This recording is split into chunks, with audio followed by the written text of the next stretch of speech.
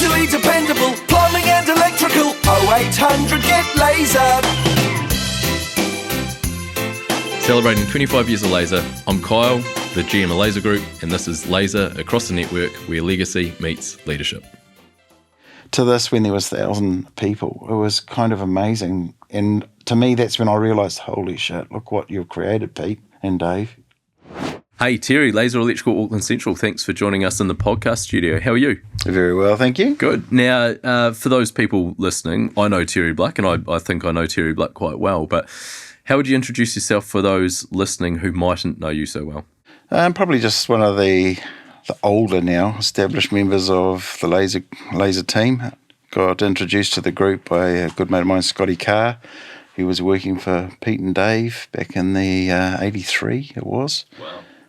I was coming back from overseas and Scotty organised a meeting with me with Pete Bassett and Dave Clement, and I joined them in 84. It was about August 84. In what capacity was that? Was that as the first member, or was that I started off as an apprentice with them in 84 and did my time, and then went out on my own briefly, and then Laser got me on board in the 90s as part of it was buying group, I think it was more back then. And I think where you've got a wonderful story to tell, and I think you do yourself a disservice too when you say, I'm one of those older members. Yeah, maybe, but that comes with a lot of earned respect and a lot of earned credibility across the network. And what I want to do for the next period of time is find out from you. You mentioned how it's evolved, and I think you've got some wonderful stories to share. So, when you talk about the very early days, what was it like from an apprentice point of view, and did you see anything different that was being done by Pete and Dave even then? Yeah, when I say older, the reason I see that is because now I see the group and we're all got grey hair or no hair, where a lot of the boys coming through now, they're young and motivated, and they're doing an awesome job. But if I go back to the start, we used to be like that. It's evolved quite a lot. So you can't just break it down into one and two things. Back then, I think Pete and Dave had the vision of growing something, because I think the underlying part of it was that they didn't see the point in doing things 2 and 3 times, so they used to copy and paste a lot. Back then, I think it was a Commodore 64 and a Philips K9 TV that was recessed into the wall going into the back of the garage sort of scenario. But they always had that vision of copying and pasting, whether it be kit sets or projects or whatever, because they didn't like spending so much time doing the admin side of things. And actually, Dave Clement's wife, Maz, at the time also played a major part in that original setup of kit sets and so forth. Yeah. And so when you go copy-paste, what you're talking about is being able to bash out, for want of a better term, a estimate really quickly and probably deliver some value to a builder through savings as well. Would that be the case? Detailed, yes. That's always been part of it. It's detailed breakdowns. So not only does it suit the customer, it also suits us. We know what we're buying for each project. It's there, and if there's discrepancy in it, it's pretty easy to find it. And I think we've benefited today through something called Laser Pro, which maybe we'll talk about as we evolve. But we've mentioned Pete and Dave several times already, and I know their names are still synonymous with Laser today. But talk to us about Pete and Dave. A couple of Westie mates that did their apprenticeships together out at Grove Electrical out in Henderson Valley Way, and they were working pretty hard, and they were always motivated to go out on their own. Pete was particularly entrepreneurial in the fact that he, even as a young man, he used to, back in the old days, it was like a trade and exchange sort of booklet. He used to buy stuff and do it up and sell it. So he was always very entrepreneurial and looking at how he can make a dollar. And he was around the rugby club that we were all around. And you could always see that Pete was a leader in amongst men. It was always inspirational just to, tack onto his coattails and follow him, where Dave was very analytical and very astute in what he did. If you wanted to be trained as a sparky, you'd want to go with Dave. If you wanted the entrepreneurial side, you'd be with Pete. You wouldn't go on the sparky side with Pete. He was rough as guts sometimes. The poor people that bought from Trade and Exchange back in those days, imagine what they were getting. When you said leader among men, and I want to talk about Dave's analytical skills as well, because you see complementary relationships definitely in a lot of places that you look from a Laser perspective. But what made Pete a leader among men? He was a good listener. He took things and elaborated on it. He empowered people to make decisions. He trained people. Some of the people he's trained, they're still in the business and they've been there for a long time. And other people that he's trained, they've gone and done some amazing things, some incredible stuff out there in the marketplace. And Pete trained those guys. He empowered them to go back to university and learn. Dave was more of a hands-on at the time, hands-on sort of person, teaching us on site.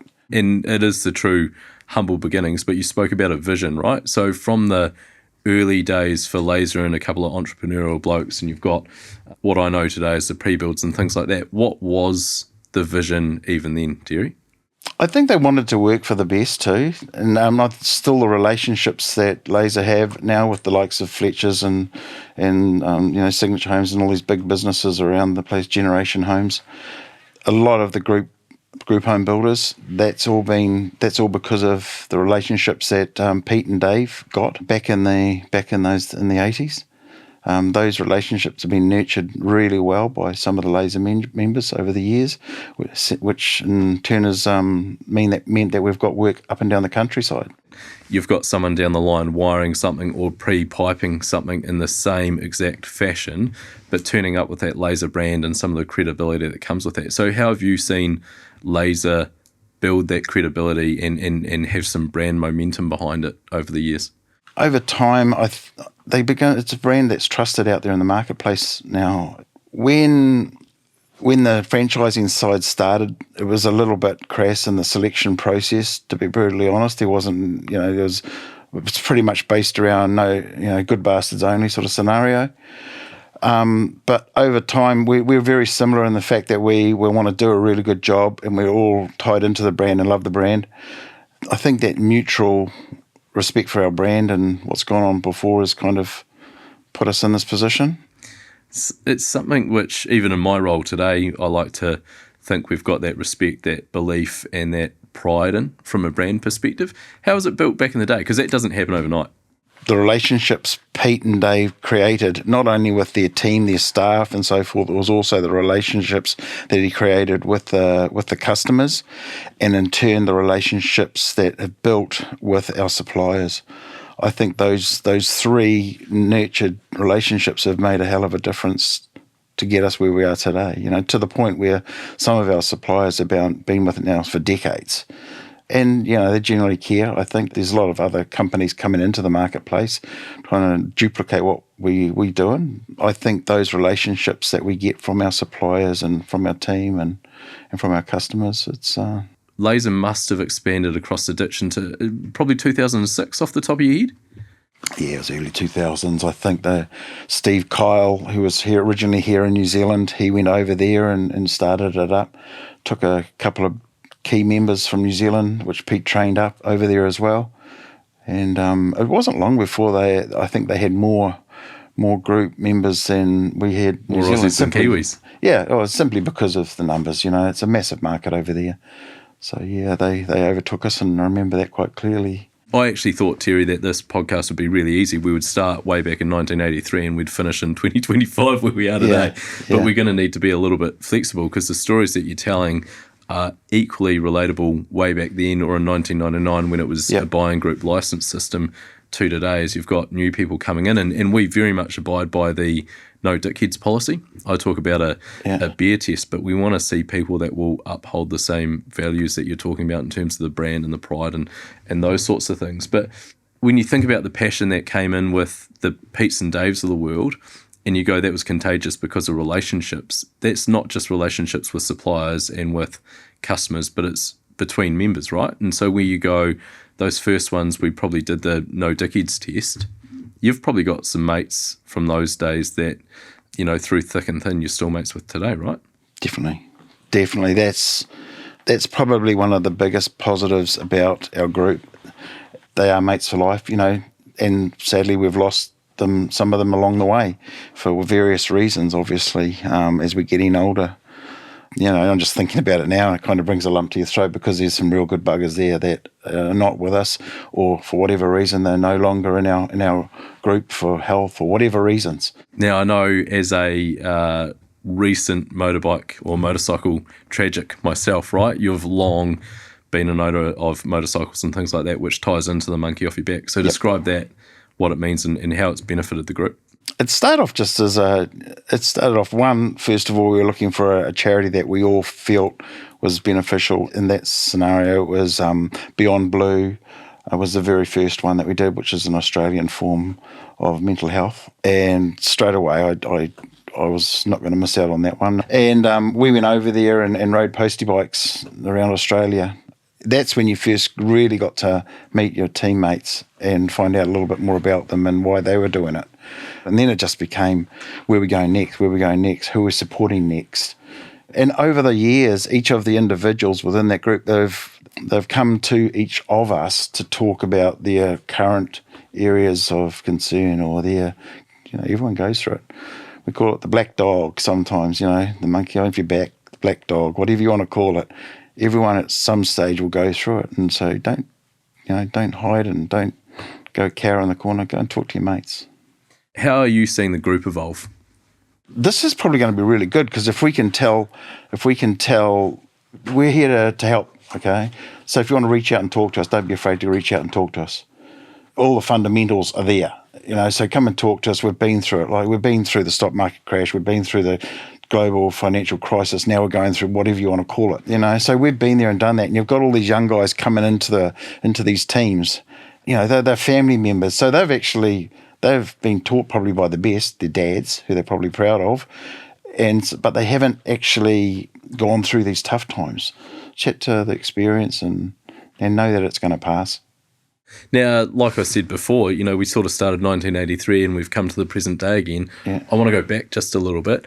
Tell us about your business career, because we started with you being an apprentice on the tools, but what actually got you from being the boy, so to speak, to the man you are today? Start with when you went out in terms of your business ownership. So I was playing a bit of rugby around the globe, and when I came back, my wife and I, we started renovating the house. And when I was doing the house, people were coming to me and saying, "Oh, can you do my house? Can you do this?"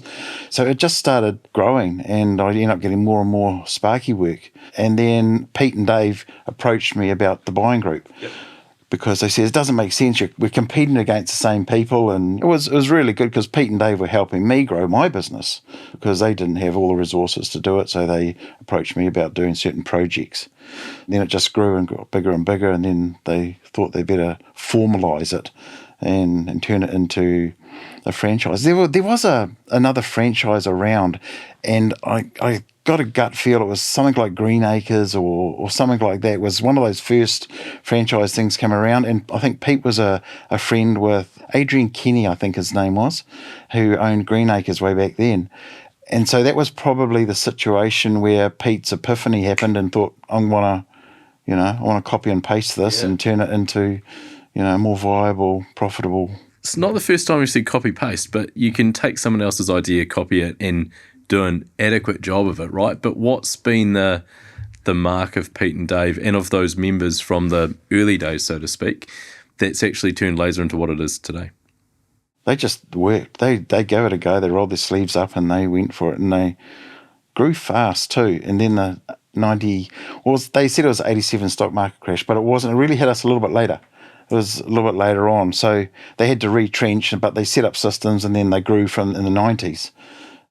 Now, I'm going to ask a slightly different question, right? Because I sat with yourself and Ruth about a month ago and you pulled out Ruth specifically pulled out some of the brand collateral around Charlie and the advertising, right? So for Laser, we're probably quite fortunate in the position we occupy with the brand recognition we've got and specifically the jingle, right? So how formative were those sorts of innovations for a Laser? Back then, Ruth, my wife involved in marketing, she went to Pete. Back in those days in the 80s, FM came out in 89 and 89 FM and stuff like that. And people were starting to use audio quite a bit. Ruthie had a jingle, which is still, I think you still use it today. We do. She had this jingle made for us. She saturated the market because she knew the ins and outs and still does. She's incredible at that. And so that's probably why today it still rings in the heads of a lot of people out there. How many times have you had it sung back to you when you've turned up on site? In the past, a real lot, but still people know of it today. Even what I did is every now and then I'll get my team member, my staff, I'll video them and I'll actually get them to try and sing it as well. You've talked about Ruth. Charlie came up at the top. You mentioned about Mike and Dave and the family threads across Laser. But I also look at that second generation and think about... The Bassett boys have been there. Obviously, my boys have been there forever and a day now too. You know, all the names, there's names that have been through there for a heck of a long time now. Why is family a strength for us? Because we care. I'm a hugger, you know, and I think that's important. I think you show that empathy, that love for people and look after people. And where that care shines through, right? Like, what's the benefit of that to someone joining the group, someone new to the group, someone that's been in the group for 15, 20, 25 years now? The one thing that I do really try and push is take care of people, property, and the environment. Those three things. If you look after those three things and you're doing everything to legitimately take care of those three things, then I think you're doing good. Going to put you on the spot a little bit, Terry. Talk to me about task force. And when you say we care and we leave things better than how we found it, what's task force mean to you? Well, task force has been around for a long time. I can't really remember the first one. I got a gut feel it was in Fiji. 06. Yeah, is that right? It was kind of interesting to see how much we could get done in a day or two.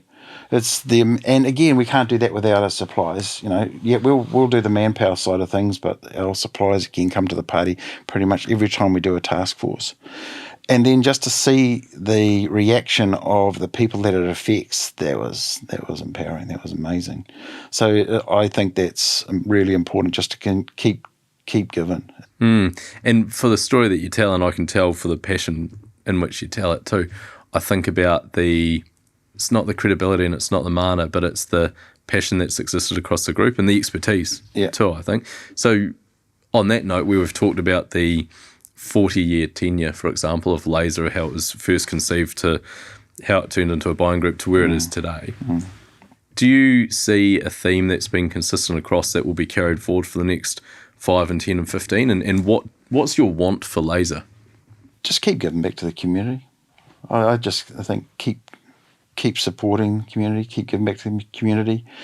If I look around a lot of the vans that are driving around in Auckland right now, the amount of training that we have as a Laser have done, we've set up some pretty good businesses. You know, yes, they're in opposition to us, but there's some pretty damn good businesses out there run by some pretty cool people. Just keep training and you're doing your part for community. Don't see them as opposition. Actually see them as, be grateful and be thankful for what you've done and you've trained this person to achieve. Such a unique take on it, because sometimes when someone leaves our business, whether it's a business like your own or leaves Laser Group, persona non grata to us. We don't want to talk to them, but we should be proud for what has been created and how tight we are as an industry. But I think why it's important to maintain those family ties. And earlier when you spoke about getting a lump in your throat, you know, it's been very important to me to see that we've still got people whom have been such a part of the network who have left because of retirement or for whatever else, they might have moved overseas, you name it, that those people are welcome back because they're actually your mate and they're such an important part of the fabric.